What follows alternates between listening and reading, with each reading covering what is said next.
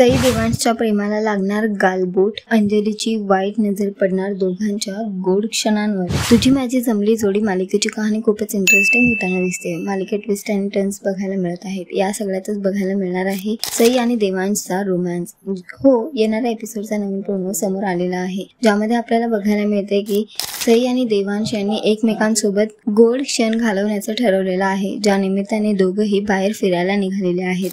सई आणि देवांश सायकलची स्वारी घेऊन बाहेर फिरायला निघालेले आहेत. दोघे एकमेकांसोबत गोड क्षण घालवताना जवळ येताना दिसत आहेत. एकीकडे सायकल स्वारी झाल्यानंतर ते दोघं जातात गार्डन मध्ये, जिथे सईसाठी देवांश स्पेशल असं खाऊ घेऊन येतो आणि त्यानंतर दोघं मिळून ते खातात. दोघं एकमेकांच्या डोळ्यात हरवलेले असतात. हे सगळं गोड क्षण आणि या सगळ्याचा आनंद घेऊन दोघं जेव्हा घरी परतत असतात सायकलवरून, तेव्हा त्यांच्या समोर येऊन कार मधून गाठते अंजली. त्यांना बघून ती खूपच रागावते आणि त्यांना पुन्हा एकदा खडे बोल सुनावते.